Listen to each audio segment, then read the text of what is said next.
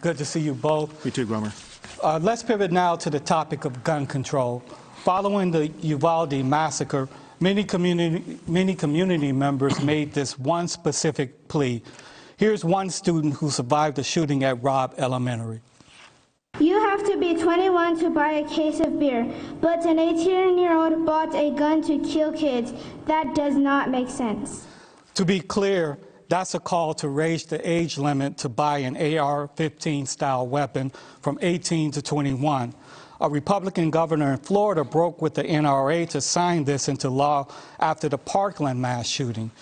Governor Abbott, you say this can't be done in Texas. Mr. O'Rourke, you say it will be done if you're elected. Can you please explain your positions? Let's start with you, Governor Abbott. You have 60 seconds. First, there's no reason why a little girl like that should ever have to say anything like that. There's a reason why these parents are angry, and they're rightfully angry, and I can feel their pain. No parent should lose a child, and we want to do everything we can to make sure that does not happen. We want to end school shootings, but we cannot do that by making false promises. It's a false promise to suggest that we can pass a law that will be upheld by the Constitution to raise the age, and here's why. The most recent Federal Court of Appeals decision on this particular issue said that it was unconstitutional for a state to raise the age from 18 to 21 for a person to buy an AR-15. So any attempt to try to raise the age is going to be met with it being overturned. So we need to get to the bottom of what is really ailing our communities, and that is the mental health that is leading people to engage in school shootings. And Texas is already addressing that. Yeah, just a quick follow-up, Governor. Take 15 seconds to answer this. You're a former Attorney General. You've never shied away from a legal fight. Are you against this proposal because you feel like it's unconstitutional, or you believe that it's unnecessary? You personally believe that it's unnecessary? Purely from a legal position, based upon what that Court of Appeals decision ruled, and importantly, based upon what the Supreme Court decision said in a June opinion that changed the way that Parkland case was determined. I know how the Parkland case was determined. Florida is going to have its law overturned because of this new Supreme Court decision. Thank you, Governor. Mr. O'Rourke, in 60 seconds, can you please explain your position on raising the age limit to purchase AR-15 style weapons? First of all, I'm going to follow the lead of those families from Uvalde. That's who I'm doing this for. In fact, many of them drove more than 5 hours, 280 miles to be here today, even though they're not allowed in this theater because of the governor's conditions, because they want to hold him accountable, because it's been 18 weeks since their kids have been killed, and not a thing has changed in this state to make it any less likely that any other child will meet the same fate. All we need is action, and the only person standing in our way is the governor of the state of Texas. In Florida, after the Parkland shootings, it was 23 days for that Republican governor to raise the age. And in those states where the age has been raised, mass shootings are down 80%. So yes, we can raise the age to 21. And as governor, I'll bring Republicans and Democrats around the table to do that. After all of these mass shootings, this governor has done nothing except make it easier for people who should not have a firearm to carry them publicly. And this is what we get as a result. We need change. Governor Abbott, the last time you ran for governor, we asked you about red flag laws. And those are laws which could stop an individual with potential intention to harm others from purchasing a gun. And you said about that, quote, "I would not support a red flag law that would take guns away from people without due process." Now, a lot has happened in those 4 years. Are you open to implementing red flag laws today? You have 30 seconds. Well, let me tell you what I support and I don't support. What I support is making it a felony for someone to lie on a background check. I signed that into law last year. I approve of expanding background checks to include juvenile records. Also approve of making it a crime for criminal gangs to buy or to possess a gun. But I'm still against red flag laws for the reason that it would deny a lawful Texas gun owner their constitutional right to due process. Thank you, Governor. Mr. O'Rourke, you have been criticized at times for your positions on gun control, including this comment you made in 2019 while running for president. Hell yes, we're going to take your AR-15, your AK-47. We're not going to allow it to be used against our fellow Americans anymore. But in February, you told reporters in Tyler that you were, quote, not interested in taking anything away from anyone. So which is it, Mr. O'Rourke? Are you for confiscating AR-15 style weapons or not? You have 30 seconds. After losing 23 of my neighbors to somebody armed with a weapon of war, after talking to these families who could only identify their children in Uvalde by the shoes that they were wearing, it's clear to me that the only place that an AR-15 or an AK-47 makes sense is on a battlefield. But as governor of the state of Texas, I need to be focused on what we can get done. Raising the minimum age of purchase to 21, we can get that done. A red flag law, we'll get that done. Universal background checks, we will get that done. We'll make progress and take action where this governor has failed. Thank you, Mr. O'Rourke. So just to be clear, yes or no, are you for confiscating AR-15 style weapons?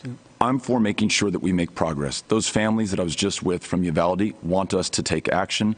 This is the common ground. I've listened to Republicans and Democrats alike on this. We can agree on this much. Raise the age to 21, okay. Red flag law, and a universal background check. Thank you, Mr. O'Rourke. Steve has the next question. Thank you, Gromer. We want to focus in now more on the Uvalde shooting. A gunman killed 19 children and 2 adults. Its effects, though, go far beyond Uvalde. Mr. O'Rourke, I want you to speak to parents of victims and really all parents statewide worried about their children's safety at school. What would you do if elected to prevent this from happening again? You have 60 seconds. Just like you, I'm a parent. With Amy, we're raising Ulysses and Molly and Henry in El Paso, and we are well aware that it's been 18 weeks, and this governor has not lifted a finger to make it any less likely that any of our kids will meet that same fate. We need change. The governor just talked about mental health care. We are dead last in the nation when it comes to mental health care access, and he took $211 million from the mental health care budget of the state of Texas. He'll talk about police funding. He failed to fund the police radios in Uvalde, even when that police department asked for them. And you know what? Those radios failed on that day. I want every parent out there to know that the lives of your children are more important to me than the NRA or any special interest or any other political consideration. I will prioritize them ahead of everything else, and we will take action and we will make progress. We'll bring Republicans, Democrats, independents alike together, and we'll get the job done where this governor has failed to do so. Governor Abbott, to you now. The families of the victims, the Uvalde School District, the Uvalde County Commissioners, the Uvalde City Council all asked for you to call a special session in the wake of the tragedy.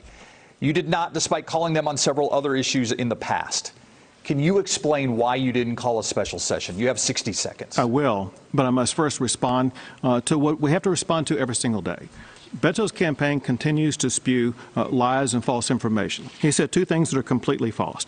He said that we're last in mental health care. The fact of the matter is Texas is now 27th in mental health care because of funding that I provided. Texas has provided more than $25 billion for mental health care in the last 3 sessions. He also said that we did not fund police radios in Uvalde.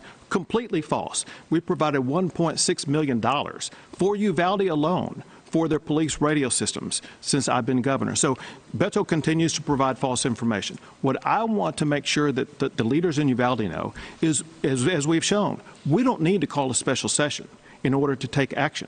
For 6 consecutive days after the shooting took place, I issued directives to make schools safer and to respond to the emergency in Uvalde. And then I remain engaged with the mayor, with the local leaders. It could have been worse. That's what you told those families. That's what you told that community, and you have done nothing to help them. Mr. O'Rourke, Mr. Governor, we're not done with this topic yet, so you will have your say. But Governor, I want to follow up with you. There's a regular session coming up in January. Will you make school safety an emergency item for lawmakers when they meet? You have 15 seconds. Absolutely. Just like I did in past sessions. This is going to be an emergency item. Over the summer, I requested special legislative committees to begin working already so that they will have ready when we begin the session to address Uvalde, but the broader-based issue across the entire state of Texas, if it's an emergency, as you mentioned earlier. Call a special session now. Why wait till the next year? Mr. O'Rourke, a question for you now. Gun violence is a leading cause of death for children and teenagers in this state. Why are you waiting to save lives? We need to move on. We've got a lot of topics we want to get to, but we want to stay on Uvalde because there's still some questions that we have here. So I appreciate you staying within your time. Mr. O'Rourke, Uvalde School District Police Chief Pete Arredondo, who led the initial law enforcement response at Robb Elementary, was fired. Is there anyone else who should be held accountable for the mistakes made in that hallway in Robb Elementary that day? You have 30 seconds. The governor said it himself in an interview to Gromer Jeffers last month. There should be accountability up and down the ballot, beginning with Greg Abbott. I think he has lost the right to serve this state in the most important position of public trust.